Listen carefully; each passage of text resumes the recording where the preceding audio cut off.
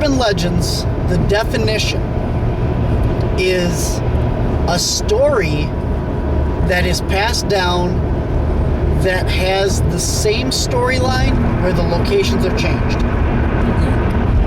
So basically, you have very common urban legends, hitchhiker ghosts, homecoming ghosts, stuff like that is very common urban legends.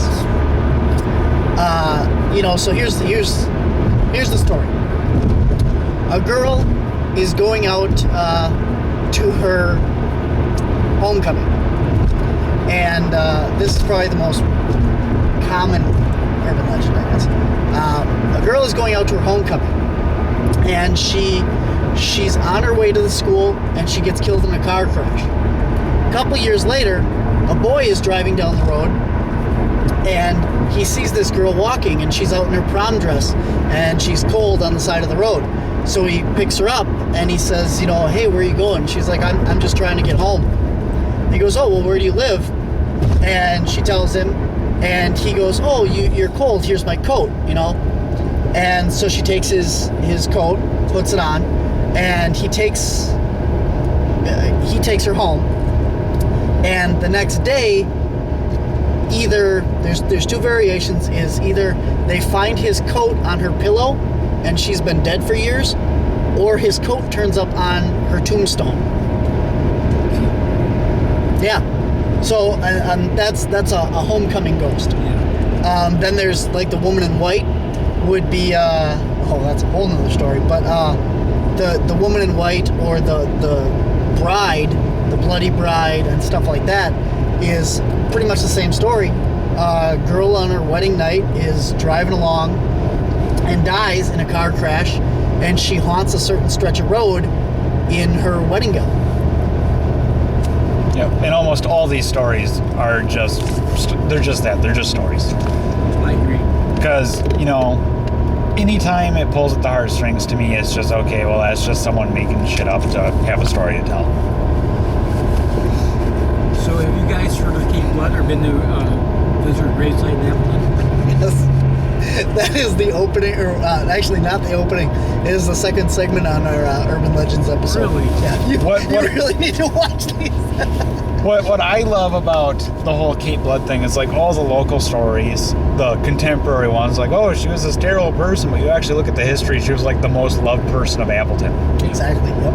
And like they got all the dates for her death and fiance all wrong. It's like, no, this was a nice woman. You're just doing this because of her name.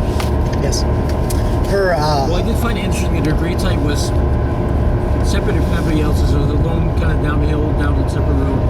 That phone was interesting, but I couldn't get it to believe no matter what I did. Yeah, and the whole, a separate gravesite, that could just be the family's wishes. We'd rather have it private. The gravesite is actually in the back of the cemetery because it was the first gravesite in that cemetery. That makes sense too. Her father was one of the founders of Appleton. He actually laid the plot lines for downtown Appleton. Really? He was the first chairman of the board for the town of Grand Chute. Yeah, and everyone loves these people. So it's not like she was a witch or anything. Oh yeah, she was very beloved by the town. She was known as Kitty. Yep. She had children, and the whole thing about her murdering her children and her husband dies after she died. And you can see this on their tombstone. Yes, it is right there. As far as the blood on the tombstone, there is blood on the tombstone. But Fathom discusses in there, because Fathom has spent a lot more. I mean, me and Fathom grew up in Appleton, and we grew up playing in Riverside Cemetery, and she spends a lot of time over there. And she says that people find it fun to go in there and cut themselves and bleed on the tombstone because they think that it gives them power in that. And even in the episode, you can see we found a bloody smear handprint on the tombstone. I would agree there are stains, but of something long ago. Yeah. Yeah, it's basically just kids going in there and being idiots. Like Exactly. kids do. Yep, exactly. We did an EVP session there. We tried to contact it. We got some odd spikes, but nothing consistent. And go EVPs, the electronic voice phenomenon, listening to the audio and stuff, we didn't catch anything there either. So. Now, you want to talk about a real failure? Were we going to talk about chickens? Yeah. Yeah, why don't you explain that you dug me on? Wasting my damn time. So the story is, hey, all right, don't blame me. That one was one my mom wanted to do. Yeah, well, I'm going to yell at your mom and tell her you're taking her Medicare away. So we went to this book signing and lecture speech by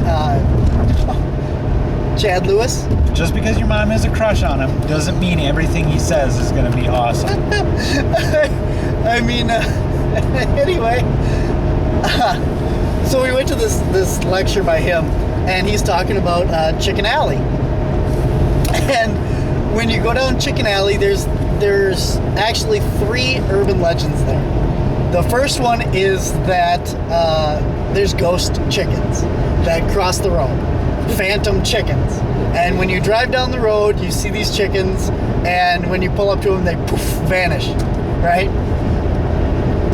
The second urban legend is if you take a picture of the sign, the street sign that says Chicken Alley, it won't show up in your pictures. That I kind of believe, or at least it's possible.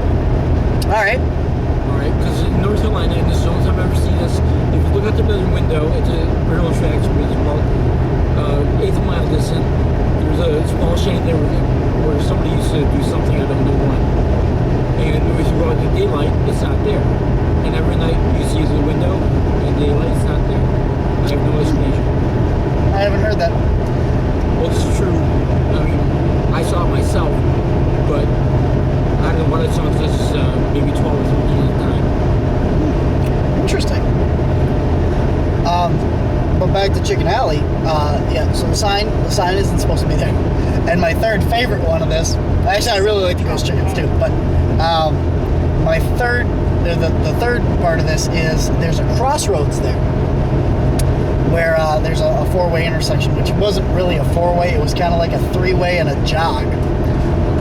But if you stand in the middle of this, you hear a voice tell you to get out of the road, like warn you that something's coming, or And where is this exactly? Is out by Seymour, kind of that way.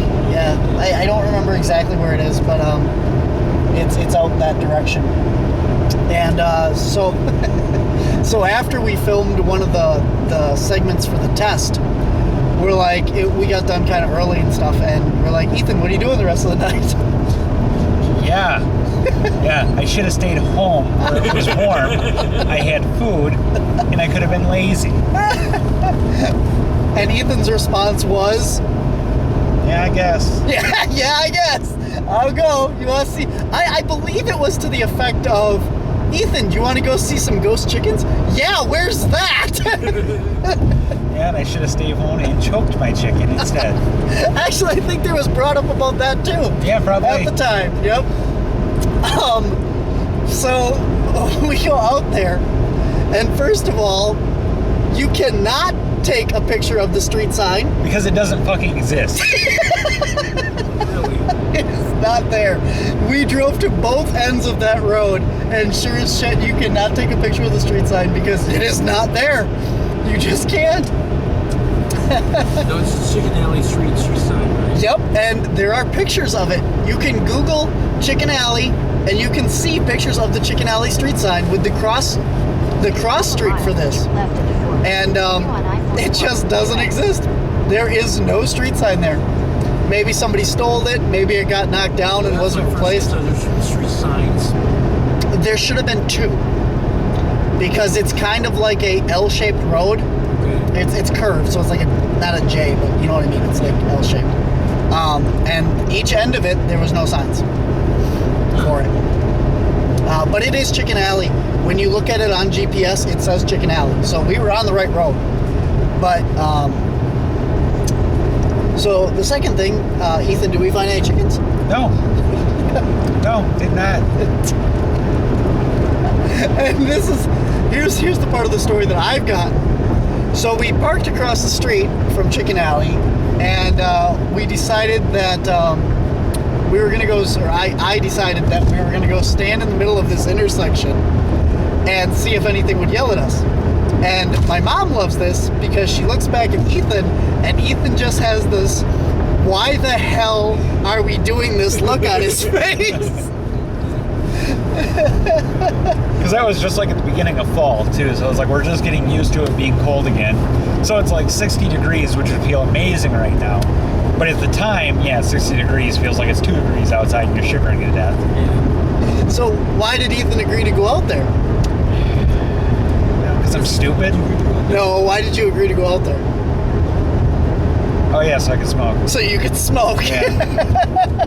Yeah, so Ethan decides, all right, fine, I gotta smoke, or I want to smoke anyway, because I can't put up with this shit. and so we sent Ethan out in the middle of the road, I think 3 times, because the deal was, we wanted you to go stand out there for 5 minutes, or I think it was 5 minutes. Yeah.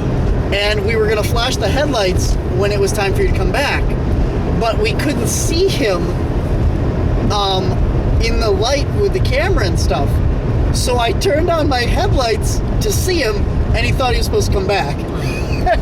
So he comes back, and we're like, no, you gotta go back. So we sent you back, and I think for something else too, you came back because of it, and we sent you back again. I think there was 3 times that we sent you back out there. Yeah, it was ridiculous. So then, once he comes back, I go, all right, my turn. So I go stand out there for like 5 minutes.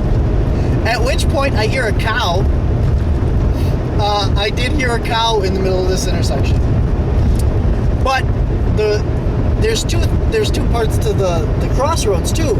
Is number one, someone's supposed to yell at you until you get out of the road, which in my opinion is the farmer down the road going, why the hell are you standing in the middle of the road? You bunch of stupid kids, go home. Yeah, which I could totally understand that being legitimate, is someone yelling at you, get the hell out of the road. And the second part of the crossroads is a completely different urban legend. Whenever you have crossroads, you have high levels of energy. So we did go out there and took like EMF readings and stuff like that too, and I think, and this is where it gets even better, Ethan, is after we did our 5 minutes investigation in the middle of this crossroads to hear if something yelled at us, me and you both went back out there. Yep. To see if there was any like EMF readings or anything weird as far as like crossroads phenomena. Derek would not get out of the car because it was too cold, and my mom just didn't care. So yeah. Well, I think it's sort of follow-up investigation. I do too. Yeah. Do you guys want to stop tonight? It'd be too far for you to drive. Okay. I have to work in the morning. So, unfortunately, as you've just learned by this discussion, the Chicken Alley footage and investigation really didn't produce anything. I'll definitely go the next time you want to go out there, so I can tell you you're fucking stupid though. I'll go though. Whenever you want to, I'll go. Why not? It was definitely fun, looking back at it, because how much Ethan hated it. That was definitely the highlight of that. So what's next after Chicken Alley? What I was gonna say is, so obviously we didn't find anything, and that's why the urban legend episode didn't feature anything about Chicken Alley. But it did make a really nice clip for the season 2 trailer, because it is in there. I believe it's the clip of me going, and around this corner we should see some ghost chickens. Just because I find that place absolutely hilarious. But, yeah, so what's next? Yeah. What else was on the urban legend episode? Oh, hey, shut up for a second. My battery's dying. We gotta fix that.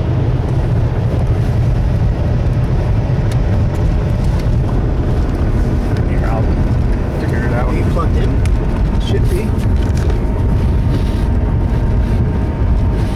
Oh, now it's unplugged because this one.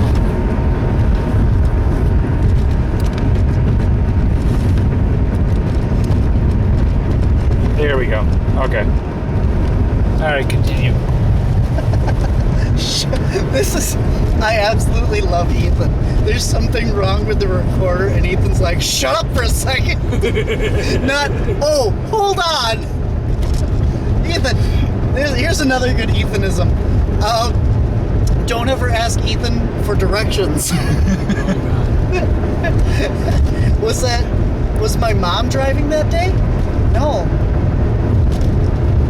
I had to have been. When you were trying to get us to Quick Trip?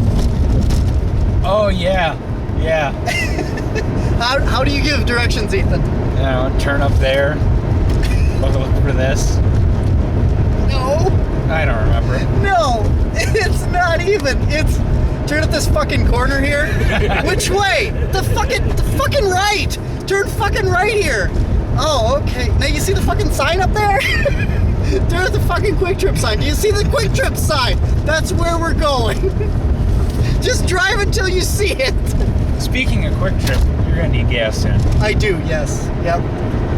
I was planning on, I can almost make it all the way back to Oshkosh, so I was trying to hit that, so.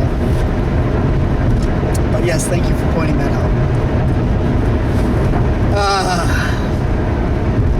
Where were we going? Urban Legends? Oh, Ethan didn't participate in these. We did. No, because I learned my fucking lesson. No, well, we'll go back to that some other time. Let's go back to the rest of that night. Where else did we go that night, Ethan? The Secura Insurance Pond. Correct, but the Secura Insurance on what is that? Appleton Road in Appleton has a long history of supposedly a little girl drowned in the pond back there. And if you go there, you can hear her like calling out or crying or stuff like that. And this didn't make it on. Everything Ethan didn't end up on the Urban Legends episode. Okay, first of all, this is a man-made pond in a relatively modern area. Yes. There are no reports anywhere in all of Appleton's history of anything like this happening. Basically, someone went to work late at night, thought they heard some bullshit, and now it's snowballed into this big thing around town. Like, oh, did you go to Secure Insurance? Yeah, but the pond that's only 30 years old. But we had activity there. Yeah, I don't think it had anything to do with the story, though. Well, we took the obelisk there, and it came up with things like swim, drown, stuff like that. It did link some stuff to that. Me and you walked the perimeter of the pond, and we had EMF spikes out of nowhere, and we could not replicate those. We went and got Derek and Ma and brought them back over there and couldn't replicate those spikes. And it was right when we were talking to, the little girl, did you drown here, and stuff, and something responded to us. We couldn't replicate that. And on the other side, Derek and Ma were seeing this glowing light too, which actually had been over by us, but we didn't notice it at the time, but they saw it from the other side of the pond.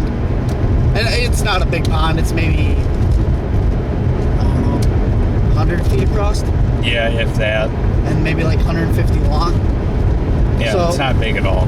No, but it's kind of like weird shaped, like a jelly bean or something, so you kind of can walk around it weird, but they were over on one side investigating with the obelisks and the night vision, and we were on the other side with an EMF and, the other cameras and stuff over there.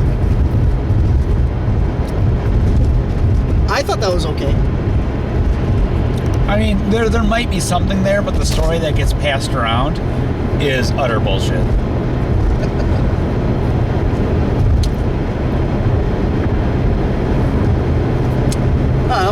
where else did we go that night? We went to, let's talk about that one because there's absolutely no footage of this. This is the one Derek had the... Yep, the guy hanging in the tree. Yeah, there is no evidence at all that this story made any sense. Okay, so what road is that? Midway Road? Yeah, Midway. I think so. So Midway Road in Appleton has a cemetery on it. And legend says that... Oh yeah, lo and behold, a lot of these are connected to cemeteries. Just because there's a lot of people buried there doesn't mean anything. I work in a funeral home. Do we have a ghost? No. Do you know that for sure? I've asked. Pretty much everyone's like, no, that's stupid, shut up. Till your embalming tongs goes flying across the room. But, so anyway, on Midway Road, there's a little cemetery. And there was this tree that overhung the road about 100 years ago. And 100 years ago from when, I don't know. But this guy was on his way somewhere in a stagecoach, or driving the stagecoach, and his bow tie gets hung up on this tree, and he hangs himself on the low hanging branch of this tree. And you're supposed to be able to drive down this road and see this guy hanging in the tree. Here's the deal, though. Since that 100 years ago story, this road has been changed. A lot of the old trees have been either cut down or are gone, and a 100-year-old tree is going to be a big tree. We went over there, we sat across the street from it, kind of looked at it, and we couldn't find any tree that even would emulate this story that could possibly be feasible. We sat there, we ran some video on it just for, to see if anything showed up. But our consensus is if this story was true, that tree's gone. So he's just going to be floating in midair at this point. And yeah. But, Ethan? Well, and this wasn't one of those ones where it's like, oh, the next day was his wedding and some sappy bullshit like that. So it's like, no, this is just one of those stories people repeat and repeat for no reason. Just because they want to scare some little kids into pissing their bed in the middle of the night. Yep. I've heard that story, but it was a scarf and not a bow tie. See? And that's what makes it an urban legend. It's the same story, just different details. Next, I don't even remember the reasoning behind it, but there's another park that had... the one with the mounds? Yeah, not the first one, though, that was down by the water. Oh, God, why did we go there? I want to say it was mounds. Effigy mounds. We've been doing some research into, effigy mounds and the paranormal and stuff that's around them as well. And we're actually going to have an episode coming out probably towards the end of the year about effigy mounds and stuff, too, because we've been investigating a lot of those and the paranormal side of that. Where did you find him besides High Cliff? Down in Baraboo, southwest Wisconsin. Down by Missouri. I thought you meant locally. Oh, no, we've been traveling. Yeah, there's actually not a lot locally. Yeah, I went down to, I can never remember the name of that, Chicoya Mound. It is the one of, when you Google North American Pyramid, this is what you get. And it's just outside of St. Louis, Missouri. And I went down there and investigated that. It is a huge 100-foot tall flat top pyramid, like an Aztec. Yeah. Well, let me point out that it's dirt. It is not stone pyramid. It is a dirt pyramid, but it goes up 2 shelves, just like the Aztec ones. But that is coming out in an episode that we're still working on. We're still filming stuff for that one. Yeah, and that might even be a season 3 one, depending on how long it takes to get everything put together. Yeah. Would you be interested in going to the Great Serpent Mound in Ohio? It's, I think, 450 feet long, eating an egg, and it's on the brink of an old meteor crater. Jesus, that just got everything, don't it? Yeah, it really does. Maybe. There are, we can circle back, but there are a lot of out-of-state paranormal and cryptid conventions. Mm-hmm. And well, this is a great plug for this, too. I don't know if I don't know which ones we're going to be at or where we're going to go, but I've been looking into some of those to go to them. One of them that we will be at is the Bigfoot Paranormal Convention in Menominee, Michigan on June 6th. Okay. And there's a few of the team members that'll be going up there. And Me, I'll be there and tell you to fuck off in person.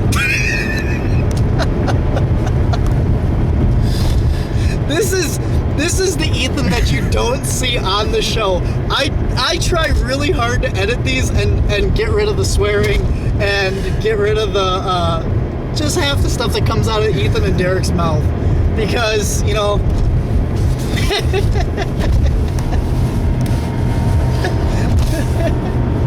Oh, you know what you can do at the convention, Ethan? You'll have a whole new group of people to ask your favorite question to. Oh, yeah. And they're all Bigfooters, so maybe you can actually get an answer. Just give me the handy cam, and I'll go around, and I will just ask everyone there individually. Just interview people. Here, all right, how about this? I highly doubt anyone's ever going to listen to this podcast because, anyway, if you listen to this podcast, send me an email with your answer. And in the subject line, put Ethan's question and send me an email, and I'll forward them on to Ethan directly here. And what is your question, Ethan? Whether you think Bigfoot has a human dick or a little red rocket dick like a dog. Yeah. So, feel free. Send me your thoughts, your answers. Play along with us. I mean, Ethan is on a dead hard path. What did you say? The first. This is on the very first episode. I tried to do like a cut shot of all the team members, and since then I've gone away from that and decided that we're just going to do the theme song. But everyone had a little audio clip, and then their name, and then like a video clip, and then their picture. Right? That's how we opened the first episode. And Ethan's original video, but the audio was so crappy because it was recorded on the dash cam of the car. And Ethan asked that question and he goes, "That's what I want to be known for." So, yeah, make Ethan's dreams come true. And if you've seen it, let's find that out, I guess. Yep. Get t-shirts made. Yeah, also, hey, I don't know exactly when this episode's gonna air, but obviously before June. But if you guys are artistic, and the two people that are listening to this, if you're artistic and you wanna send us in, we're looking for t-shirt ideas for the convention. We're gonna have t-shirts at the convention on June 6th. And the deadline is 2 weeks from now. Actually, that's probably when this episode's going to air. So if you can crank it out in like half an hour, just send it in. Yeah. We're looking for 1 to 2 colors. Black and white would be great because we're looking for black t-shirts with a white logo.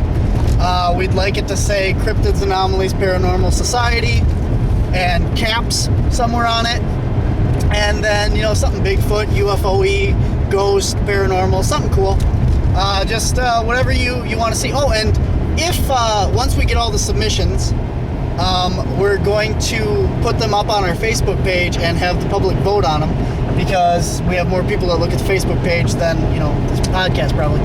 And the winning t-shirt design will get a copy of their t-shirt mailed to them when we get them made. So you get a free t-shirt if you design it. Yay!